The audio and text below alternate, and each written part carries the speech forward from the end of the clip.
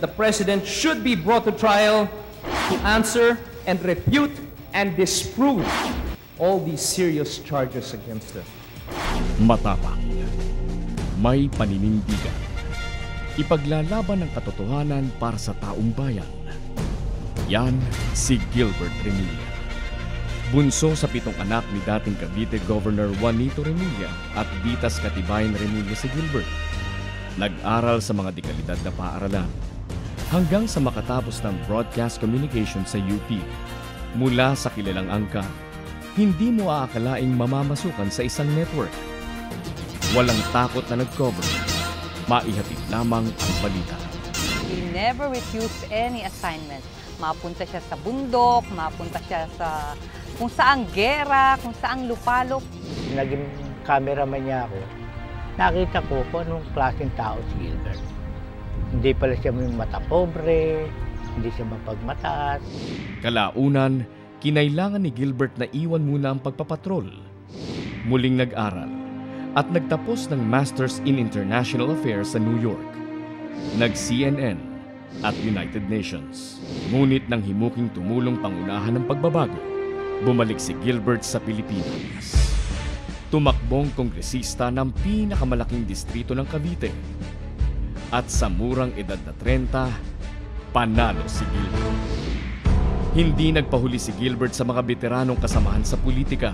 Naisabatas niya ang ilang panukala laban sa makapangyarihang salot ng bayan, weteng at iligal na droga. Maging jail guards na laging natatakasan ng big time na salarin, kanyang pinuntirya.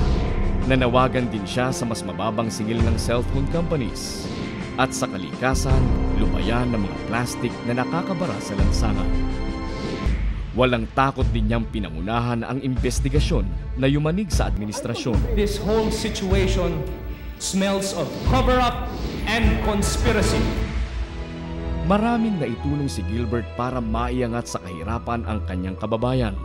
Sa larangan ng edukasyon, nagbigay ng scholarships, classrooms, school buildings, at iba pa. Kung hindi po talaga dahil dun sa scholarship na yon, hindi po ako makakatapos at hindi rin po ako makakatulong sa parents ko. Naiwasan na rin po namin ang pagkaklase namin sa mga hallway at maging sa ilalim ng mga puno. Kung trabaho ang pag-uusapan, ilang job fairs ang kanyang binuo. May tulong pang negosyo din at dagdag kita, maging sa mga magsasaka. Maraming salamat. Gawa na sa dami ng nag-i-interest sa ganyang mga bagay. Tulad ko ang nakakuha ng ganyan. Malaking bagay po ang pasasalamat ko. Nabigyan kami ng grant loan para umunlad.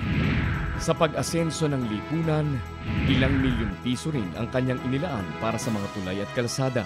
Ito ang daanan ng maganda. Hindi sila natatraffic. Naging sementado, hindi mahirap bumiyahe. Hindi tulad ng bako-bako yan eh. Mulat si Gilbert sa kahirapang iniinda ng kanyang kababayan, kaya hindi siya naging maramot sa pagtulong sa kanila. Kung hindi ako na-dialysis, wala ako ngayon dito.